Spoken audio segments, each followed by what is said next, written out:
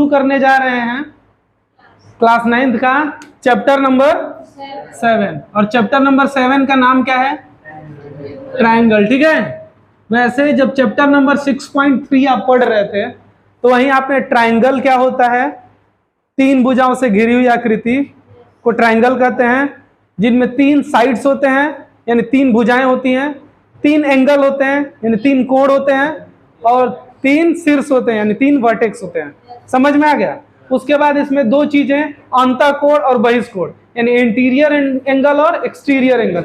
ये बात भी हम उसमें क्या किए थे, बता चुके थे। हमने बताया था कि ये ट्रायंगल होता है, 3 भुजाओं से घिरी हुई आकृति है ना, 3, 1, 2 और 3 को भुजा बोलते हैं। ठीक है, इंग्लिश में साइड्स। तो कितने साइड्स हो गए? एंगल कितने हो गए? और उसके बाद वर्टेक्स कितने हो गए यानी शीर्ष कितने हो गए? तो 3 भुजा, 3 शीर्ष, 3 भुजा, 3 शीर्ष और 3 कोण, 3 साइड्स, 3 एंगल्स एंड 3 वर्टेक्स। बात समझ में आ गया? ये हम आप लोगों को क्या कर चुके हैं, पढ़ा चुके हैं। ठीक है, इसके बाद 2 प्रमेय भी था ना, ये हो चुका है। त्रिभुजों की सर्वांग समता, इंग्लिश में बोलेंगे कॉन्ग्रुएंट या कॉन्ग्रुएंसी ऑफ ट्रायंगल। तो ये हमारा टॉपिक है क्या, त्रिभुजों की सर्वांग समता। पहले देख लो सर्वांग समता होती क्या है, इसमें क्लियर लिखा है सर्व, सर्व मने सभी, अंग मने भाग, और सम मने समान, यानी किसी भी चीज के अगर सभी अंग समान हो तो उसे क्या कर देते हैं, सर्वांग सम। आपको एक पेन दे दिया गया और बोला गया कि उसके अंदर रिफिल यानी कि लीड बोलते हैं ना हम अपने लैंग्वेज में, रिफिल उसके अंदर डालिए, और गलती से दूसरे पेन का रिफिल दे दिया गया तो क्या होता है, या तो साइज में छोटा हो जाएगा या क्या हो जाएगा, बड़ा हो जाएगा ना, यानी कि दोनों सर्वांग सम। तो सर्वांग समता का मतलब हुआ जब सर्वांग क्या हो जाए, समान हो जाए। जैसे मान लो हमने एक ट्रायंगल ले लिया, ये इसका 4 है, ये इसका 5 है, और ये मान लीजिए इसका 6 है। पता नहीं ये एग्जिस्ट करता है कि नहीं, पर मैंने बोल दिया। ठीक है, ये कितना है, ये कितना, और ये कितना, समझ गए? तो अगर ऐसा ट्रायंगल है हमारे पास और हमने एक दूसरा ट्रायंगल ले लिया, फिर ऐसा है, ये 6, ये 5 और ये, तो कहीं ना कहीं ये 4 इसके बराबर, ये 5 इसके बराबर और ये 6 है ना। इस ट्रायंगल को बिल्कुल ऐसे घुमाइए, घुमा के 6 को 6 के साइड ले जाइए, 5 5 के साइड आ गया, 4 4 के साइड चला गया है, इसके ऊपर रख दीजिए, पूरा का पूरा ढक देगा। सर्वांगसम का मतलब हमारा बायां हाथ और दाहिना हाथ, left hand and right hand both are congruent to each other. कैसे? इसका प्रत्येक फिंगर दूसरे फिंगर को बिल्कुल ओवरलैप कर दे रहा है, और कहीं भी कोई बड़ा या छोटा, तो यहाँ पे क्या बोलेंगे कि हमारे इन दोनों हाथ के सर्वांग समान है, सर्वांगसम है। समझ में आ गया? कॉन्ग्रुएंट है। तो कॉन्ग्रुएंट का मतलब ये हुआ, अब अपवाद होता है, किसी का हाथ बड़ा छोटा हो सकता है ना, वो अलग चीज है। अदरवाइज क्या है, सर्वांगसम का मतलब क्या हुआ कि इसका प्रत्येक साइड इसके क्या हो, इक्वल हो, प्रत्येक एंगल एक अलग अलग क्या हो, इक्वल हो। कहने का मतलब ये है कि अगर इसमें एक 5 है, इसमें भी एक 5, इसमें एक 6 है तो इसमें भी एक 6, इसमें एक 4 है तो इसमें भी एक 4, तीनों का तीनों। ये नहीं कि इसमें एक 2 ले लिए हैं और इसमें यहाँ पे एक मान लीजिए कि 3 ले लिए हैं, ऐसा नहीं होना चाहिए, तब सर्वांगसम। ये भी आपस में क्या होना चाहिए, या तो दोनों 3 हो जाए या दोनों 4 हो जाए या कुछ भी हो जाए। ठीक है, ये भी आपस में क्या होना चाहिए, इक्वल होने चाहिए। बात समझ में आ गया? तब ये क्या होता है, सर्वांगसम। और अपने आप जब तीनों साइड्स बराबर होंगे ना, तो ये तीनों एंगल भी क्या होने चाहिए, अलग अलग। इस एंगल के बराबर 6, ये 3 6 के बीच है ना, यानी ये वाला। ठीक है, ये मतलब ऐसे तीनों एंगल भी आपस में क्या होने चाहिए। बात समझ में आ गया? अगर ऐसी स्थिति आती है तो इनको कौन सा ट्रायंगल बोलते हैं। और ये सिर्फ ट्रायंगल के नहीं है, रेक्टेंगल के लिए। मान लो हमने रेक्टेंगल ले लिया, एक और रेक्टेंगल ले लिया, क्या ये सर्वांगसम है? चारों एंगल 90 डिग्री है ना, पर इक्वल नहीं है। या स्क्वायर ले लिया, लेकिन ये बिल्कुल इसी के बराबर अगर हमने ले लिया कि अगर इसको इसके ऊपर रखें तो बिल्कुल इसको क्या कर दे, ढक दे, और ये वाले को इसके ऊपर रखें तो भी ढक दे, ना बड़ा हो ना छोटा हो, तो ये क्या हो जाएंगे, सर्वांगसम हो जाए। बात समझ में आ गया? सर्वांगसम का मतलब क्या होता है, माने रूप आकार में एक जैसे तो हो ही, बराबर भी हो। ये आगे पीछे घुमा सकता है, इसको मान लो बगल में रोटेट करके रख दिया तो आपको दिखेगा नहीं एक बराबर, ट्रायंगल नहीं दिखेगा ना, पर ये आपस में क्या है, सर्वांगसम। अब बोलो सर्वांगसम समझ गए? तो हमारा होता है कि सर्वांगसम आकृतियां क्या है, हमारा पहला हेडिंग है, ठीक है। सर्वांगसम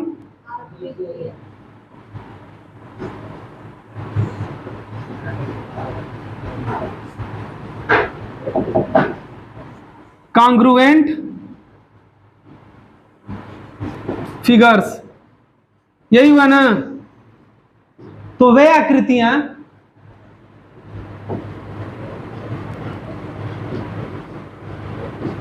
जो आपस में क्या हो,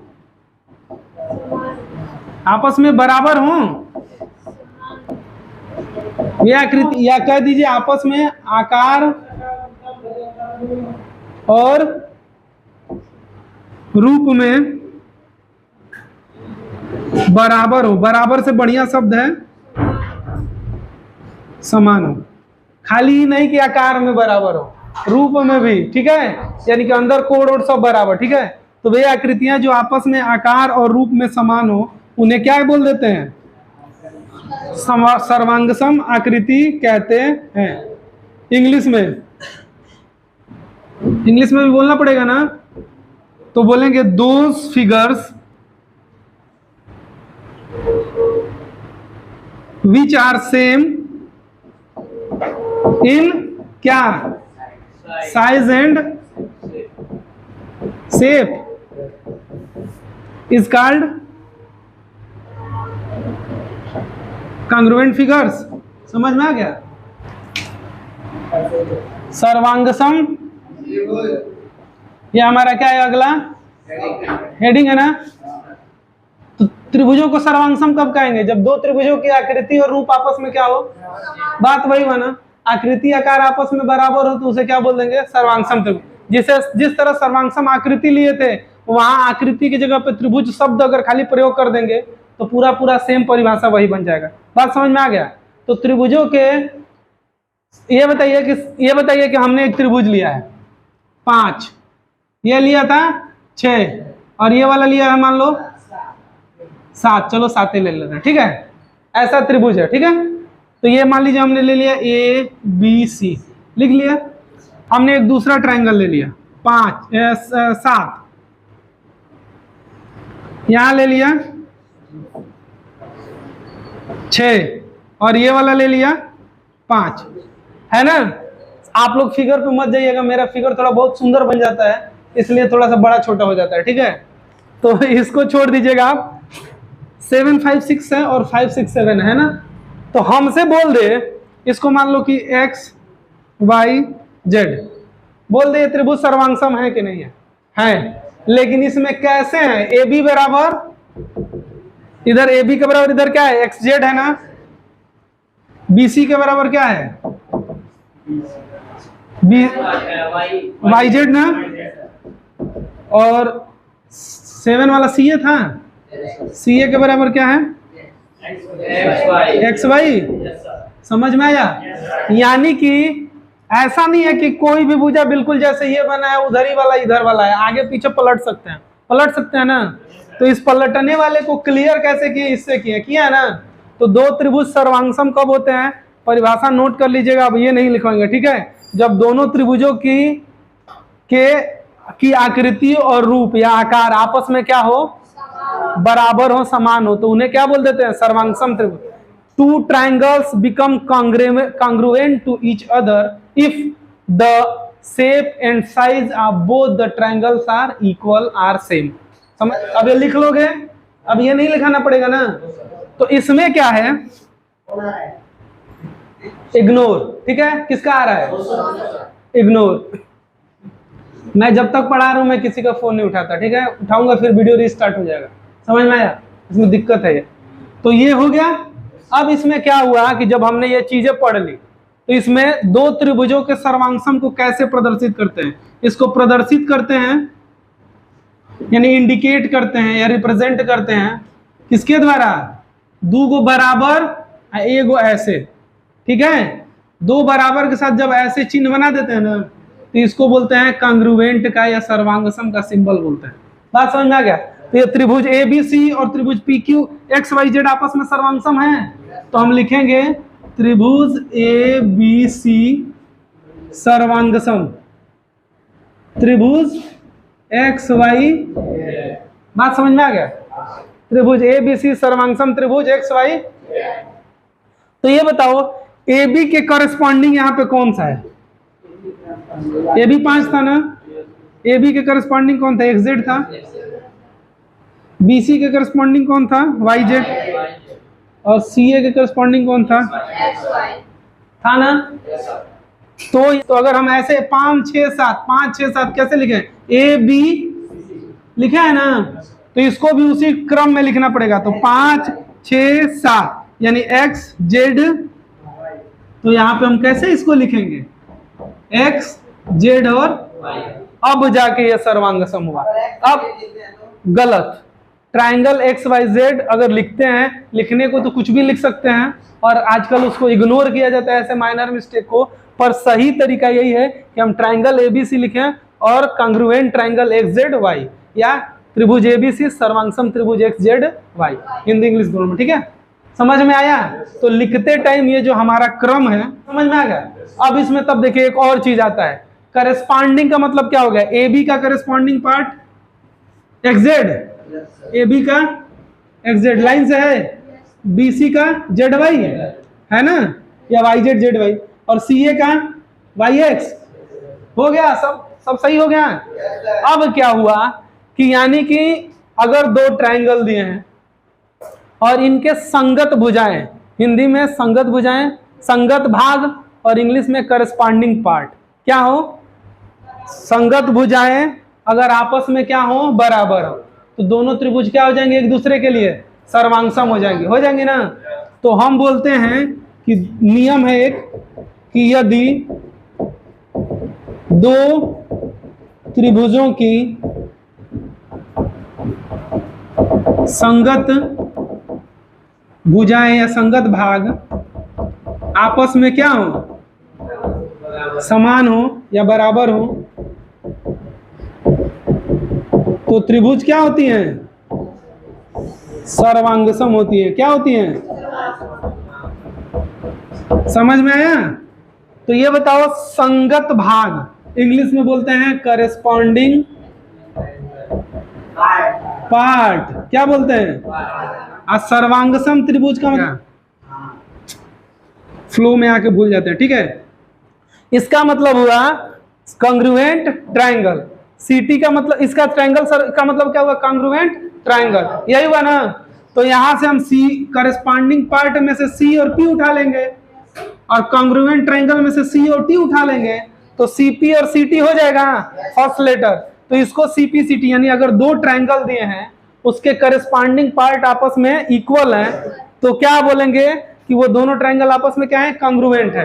तो इसको बोलते हैं सीपीसीटी, यानी corresponding part of congruent triangle. Hindi में हम क्या बोलेंगे? यदि दो त्रिभुजों की संगत भुजाएं या संगत भाग आपस में बराबर हो, तो दोनों त्रिभुज क्या होते हैं? सर्वांगसम होते हैं। तो इस नियम को हम क्या बता देते हैं? सीपीसीटी, यानी कि corresponding part of congruent triangle. इस चीज को लिख लेना आप लोग, ठीक है? Corresponding part of congruent triangle. समझ में आया?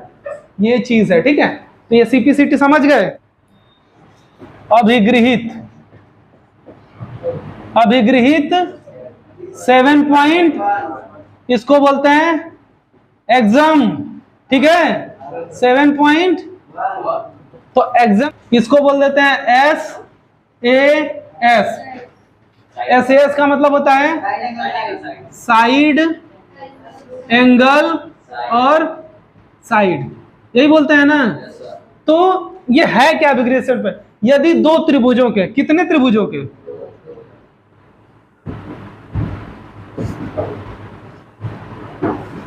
यदि दो त्रिभुजों की दो भुजाएं, साइड साइड में दो को भुजा हो गया ना, तथा बहुत इंपॉर्टेंट चीज बताने जा रहे हैं, उनके मध्य का, मध्य माने बीच का ना, मध्य का कोण आपस में क्या हो जाए? आपस में बराबर हो, क्या हो, तो उन्हें क्या कहते हैं, तो दोनों त्रिभुज क्या होते हैं, दोनों त्रिभुज सर्वांगसम होते हैं। क्या होते हैं, यानी दो त्रिभुज सर्वांगसम कब होते हैं, यदि दो त्रिभुजों की दो भुजाएं और उनके मध्य का कोण आपस में क्या हो, बराबर हो। जैसे मान लो कि एक त्रिभुज हो गया आपका ए बी और सी, ठीक है, और एक त्रिभुज हो गया आपका, मैं जानबूझ के पलट रहा हूं, ठीक है, यहां पे क्या कहते हैं, ये वाला एंगल आपस में बराबर है, दो यानी दो भुजाएं ए बी और बी सी है ना ए बी और बी सी, तो ए बी के जैसा ले लीजिए एक्स वाई और बी सी के जैसा ले लीजिए एक्स जेड, ठीक है, तो और इनके बीच का कोण ये आपस में क्या है, दो साइड बराबर हैं और उनके बीच के दो एंगल बराबर हैं, ठीक है, तो ऑब्वियसली ये दोनों ट्रायंगल क्या हो जाएंगे, सर्वांगसम हो जाएंगे, ठीक है। यानी इंग्लिश में बोले तो if two sides and the angle between both sides for two triangle are same then triangle become congruent. क्या होता है, if we have two triangle and both sides यानी two sides of both triangle and angle between those two sides become same then the triangle become congruent। क्या होता है, ऐसे time में triangle हमारा क्या हो जाता है, कॉन्ग्रुएंट हो जाता है। समझ में आया, तो ये क्या है, इसको हम एक्सिम्स क्यों बोलते हैं। सबसे पहली चीज आप लोग में से कौन बता देगा कि अभिगृहित और प्रमेय, एक्सिम और थियरम में डिफरेंस क्या है, what is difference between Exim and theorem. हाँ देखिए ऐसा बोल देते हैं पर हकीकत क्या है, एक्सिम यानी अभिगृहित वो होता है जिसको हम पहले ज्ञात चीजों से या ज्ञात बातों से प्रूफ न कर सके। क्या ना कर सके, अभी हम ऐसा कुछ नहीं पढ़े हैं जिससे हम बता सके कि दूगो साइडवा एकरी दूगो साइडवा का इक्वल है और इनके बीच का एंगल भी आपस में इक्वल है, तो ये दोनों एक दूसरे के क्या है, कॉन्ग्रुएंट है यानी सर्वांगसम है। ऐसा हम पहले से पढ़े नहीं है। इसको किसी भी बेस पे पहले जितनी चीजें जानते हैं उस आधार पे आप इसको प्रूव कर पाएंगे, नहीं कर पाएंगे ना, लेकिन ऐसा होता है, इसीलिए इसको हमने क्या नाम दे दिया, अभिगृहित, एक्सिम नाम दे दिया, ठीक है। यानी कि axiom is the thing which is already proved, या we can say that which can't be proved by the things which is known before to study this। हम जो चीज पढ़ने जा रहे हैं उसके पहले जितनी चीजें जानते हैं उससे अगर जिस चीज को प्रूफ नहीं कर सके लेकिन वो सत्य हो तो उसको क्या बोल देंगे, और जितनी चीजें जानते हैं अगर उससे इसको प्रूफ कर सके तो क्या हो जाएगा, यानी अभिगृहित मतलब इसको प्रूफ नहीं किया जा सकता। तो यानी कि हम दो साइड अगर दो ट्रायंगल के इक्वल हो और उनके बीच का एंगल इक्वल हो तो दोनों ट्रायंगल एक दूसरे के क्या होते हैं, कॉन्ग्रुएंट होते हैं। एक अभिगृहित है और अभिगृहित नंबर कौन सा है, 7.1, कि दो त्रिभुज आपस में बराबर है, उनके बीच का कोण बराबर है, तो दोनों त्रिभुज आपस में क्या होते हैं, सर्वांगसम। बात समझ में आ गया, तो इसको लिखेंगे कैसे भाई, त्रिभुज ए बी सी सर्वांगसम, बोलो ए बी के जैसा कौन सा लिए हैं, चलो वाई एक्स ले लिए हैं, और बीसी के जैसा कौन सा लिए हैं, वाई एक्स लिए हैं, और इसके जैसा कौन सा लिए हैं, बीसी के जैसा एक्स जेड, यानी कि वाई एक्स जेड, ऐसे लिखेंगे ना। समझ में आया, तो ये दोनों आपस में क्या हो गए, सर्वांगसम। देखिए ये पलट के घुमा के हम बना सकते हैं, इसको घुमा के इस पर ओवरलैप करा सकते हैं। बात समझ में आ गया, तो मेन चीज क्या हुआ कि अभिगृहित है, क्योंकि इसको अभी पहले जो जानते, अभी हम आगे जो चीजें पढ़ेंगे ना, जो थ्योरम पढ़ेंगे उससे वापस आके इसको प्रूव कर सकते हैं। समझ में आया, आगे जो थ्योरम पढ़ेंगे उससे वापस आके इसको प्रूव कर सकते हैं। लेकिन ऐसा तो नहीं है ना, हम पहले कितना जानते हैं उसके आधार पर देखना है ना। तो पहले ज्ञात तथ्यों के आधार पर यदि कोई बात सही है और उसको प्रूफ कर दिया जाए तो प्रमेय है, लेकिन कोई बात सत्य है लेकिन अगर उसको प्रूफ नहीं किया जा सके तो क्या है, अभिगृहित।